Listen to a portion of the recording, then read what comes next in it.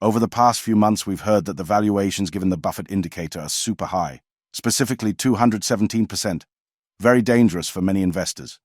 That is true. When you compare the total US stock market value and annualized GDP, you'll get the 217% ratio, historically unprecedented. But what we're asking is this: is the Buffett ratio a correct measure? This indicator was developed in past when the overall macro conditions were different. We're seeing that the foreign holdings of US equities are record high. In 1995, it was only 7%. Now in 2025, it's around 18%. That is a huge structural shift in capital flows. It means the US stock market is now heavily financed by global investors. US equity wealth is no longer purely a reflection of domestic GDP. If we take a look at this chart, we see the US GDP is about $30 trillion, while global GDP is around $112 trillion. This is why we created a corrected version of the Buffett Indicator. We changed the denominator so that it equals United States gross domestic product plus the share of United States stocks owned by foreign investors multiplied by the amount of global gross domestic product that is outside the United States. The traditional version uses the total value of the Wilshire 5000 divided only by United States gross domestic product. That version currently stands at about 217%. The updated version is more accurate because it answers the question: how much of the world's economic output supports the value of the United States stock market? When the two charts are compared, it becomes clear that current stock market valuations are not as extreme as the traditional indicator suggests. The revised indicator reflects the globalization of corporate revenue and the increasing role of foreign ownership. It also keeps the original idea simple.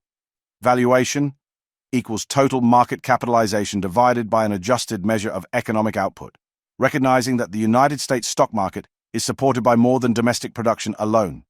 Every successful trader or investor must understand the markets beyond basic fundamentals.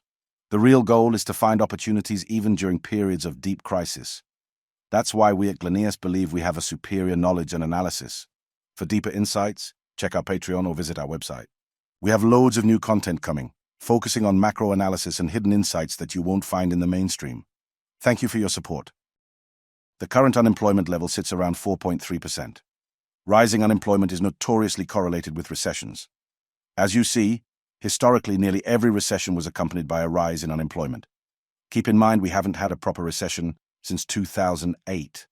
The COVID recession was a very quick event. Also notice how low unemployment tends to occur late in expansions and often right before downturns. If we take a look at the new job openings, we notice it's actually stopped falling and stabilized. The job openings are an essential factor of the economy. If there's more job openings than layoffs, it means unemployment is dropping. A recession would show a sharp, continuous decline in openings. We do not see that here. The real disposable income also continues to grow. This is the opposite of what you see before recessions. Typically, real income rolls over months before unemployment rises meaningfully. In 2008, job openings collapsed almost straight down while real disposable income stagnated. Today, we're seeing the opposite. Openings stabilized in mid-2024, and real income is rising. The current move in unemployment toward 4.3% is nothing like the 2008 breakdown. It's a normal labor market cooldown, not a recession signal. The fact the Buffett ratio isn't that bad, it doesn't mean the valuations aren't inflated. In fact, they probably are. As Buffett says, it's far better to buy a wonderful company at a fair price than a fair company at a wonderful price. This is why we're closely watching the actions of Buffett's firm, Berkshire Hathaway. Berkshire's cash and short-term investments recently hit about $381.7 billion US. This is in fact a record for the company and among the largest for any US public company. Many interpret this as Buffett being cautious. With high valuations in the market, fewer opportunities to deploy capital at attractive prices, hence holding large dry powder.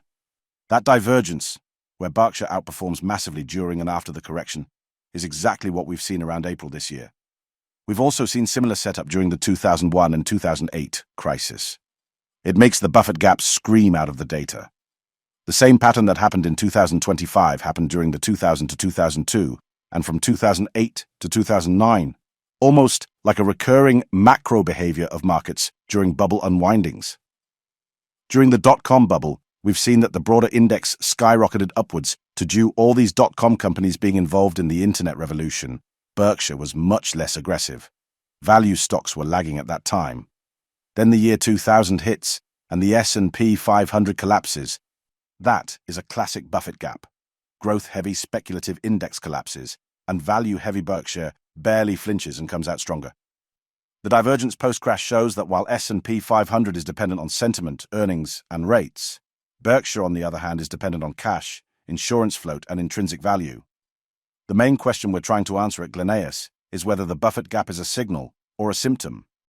We believe that markets should follow the economic growth, and if stock prices deviate from current economic activity, then reversal to the actual economic growth is necessary. It's because those corporate earnings are a function of consumption, corporate investments, and trade balance.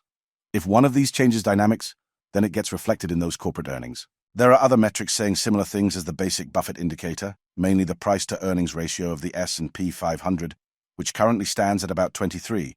That means very similar level to 2001 crash, before which it reached level of 25. Corporate earnings come from consumption, investment, and trade balance. Right now, the S&P 500 forward earnings are on the $300 per share level, a terrific growth over the past months, so earnings cannot sustainably outgrow the economy that produces them. Earnings ultimately follow the economy. When economic activity contracts, forward earnings contract too. During the dot-com bust, corporate earnings contracted about 50%. During the global financial crisis, about 85%. That's when unemployment explodes. Consumers don't have money to spend, and everything freezes, almost like in 1929. None of the information provided should be considered financial advice or an investment recommendation. Our goal is serving you the best educational content. Thanks for watching. This is Gleneus.